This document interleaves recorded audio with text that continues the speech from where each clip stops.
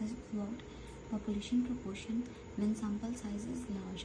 जब सैंपल का साइज क्या होगा, लार्ज होगा, मीन्स जब n जो है हमारे पास ग्रेटर देन 30 होगा। अब इसमें हम क्या करते हैं, जब हमारे पास पॉपुलेशन प्रोपोर्शन दी होती है उसके अंदर हम टेस्टिंग करते हैं, जो कि कैसे होगा, हमें क्या दिया होगा, पी हेड, जो कि इसको रिप्रेजेंट करता है, किसके इक्वल होता है, एक्स के डिवाइडेड बाय एन के। अब एक्स किसको रिप्रेजेंट कर रहा है, इंटरेस्ट को, कि इंटरेस्ट कितना है, और एन कितना है, कि टोटल कितने हैं जिनका इंटरेस्ट है। ठीक है, अब इसमें हम देखते हैं testing hypothesis about population proportion में दो फार्मूलाज, एक विदाउट कंटिन्यूटी और दूसरा आता है विद कंटिन्यूटी।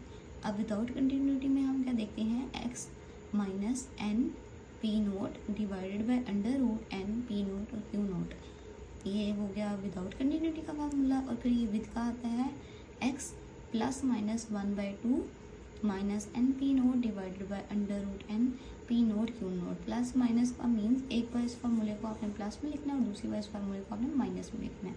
ठीक है, और अभी हम इस टॉपिक में किसकी बात करेंगे, अभी हम सिर्फ लेके चलेंगे विदाउट कंटिन्यूटी को। अभी हम विद कंटिन्यूटी की बात नहीं करेंगे, अभी हम सिर्फ विदाउट कंटिन्यूटी को लेके चलेंगे। अब इसमें होता है कि जब हमारे पास डिस्क्रीट डाटा दिया होता है कंटिन्यूस डिस्ट्रीब्यूशन के अंदर, तो हम क्या करते हैं, कंटिन्यूटी करेक्शन यूज़ करते हैं। ठीक है, अब इससे रिलेटेड एक क्वेश्चन है जो कि मेरे पास है, मैं आपको करवाती हूँ। अब इसी टॉपिक से रिलेटेड मैं करवा रही हूँ 16.26 का क्वेश्चन, जो कि है पार्ट ए। अब इसमें क्या कहता है वो, कि अ कॉइन, ये वाला क्वेश्चन जो है, ये पार्ट ए को क्या कह रहा है, अ कॉइन इज टॉस्ड, क्या हुआ है, कॉइन जो है वो टॉस हुआ है कितना, 900 टाइम्स, मतलब कि एक कॉइन को जो है वो 900 टाइम्स टॉस किया गया है एंड हेड्स अपीयर।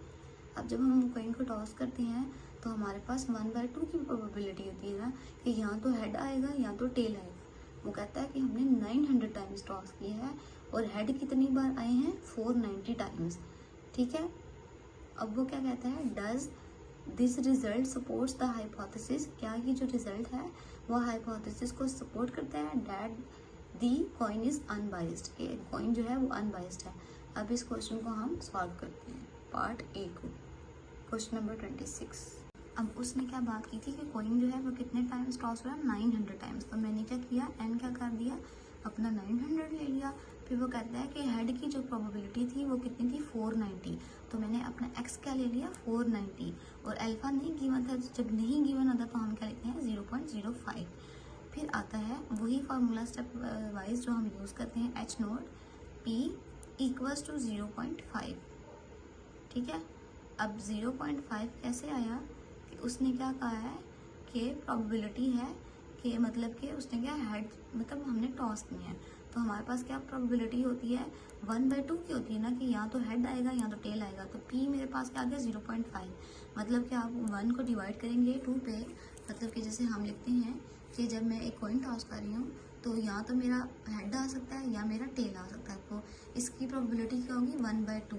तो पी इक्वल्स टू किसकी होगा, जब हम 1/2 करेंगे तो वो क्या आता है, 0.5 की।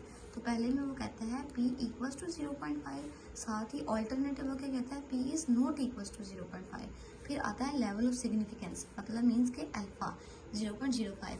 अब test statistics, z x minus n p naught divided by under root n p naught q naught, ये हम टेस्ट स्टैटिस्टिक्स के लिए फार्मूला यूज़ करेंगे। फिर आ जाता है क्रिटिकल रीजन। क्रिटिकल रीजन क्योंकि 2 टेल टेस्ट है, ये हमारे पास क्या है, 2 टेल टेस्ट, हमारे पास क्या है, 2 टेल टेस्ट है।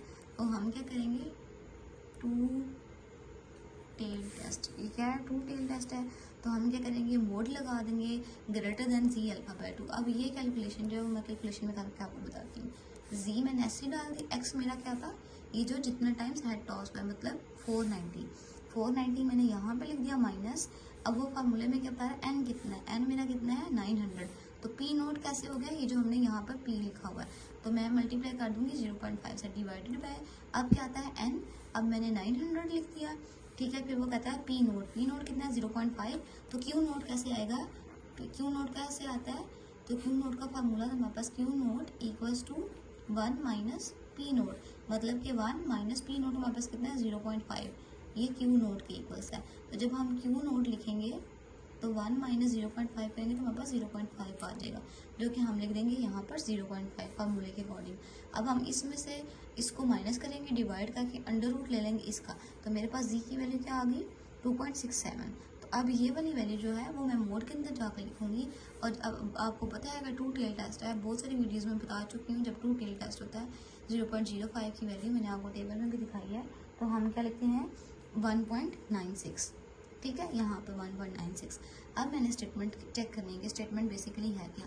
वो कह रहा है कि देखें 2.6 है, 2.6 जो है वो क्या ग्रेटर है 1.96 से, तो ये स्टेटमेंट ट्रू है ना, क्योंकि 2 बड़ा है इससे। तो हम क्या करेंगे, the calculated value falls in the critical reason, क्या क्योंकि स्टेटमेंट ट्रू है इसलिए जो हमने वैल्यू कैलकुलेट की है वो क्रिटिकल रीजन के अंदर फॉल कर रही है, दैट्स वाई, इसी वजह से वी रिजेक्ट एच नोट, क्योंकि ये हमारे पास स्टेटमेंट ट्रू है, 2.6 बड़ा है 1.96, ये स्टेटमेंट ट्रू है, इसी वजह से हम क्या करेंगे, वी रिजेक्ट एच नोट, हम एच नोट को क्या करेंगे, हम एच नोट को रिजेक्ट कर देंगे और एक्सेप्ट क्या करेंगे H1, ठीक है।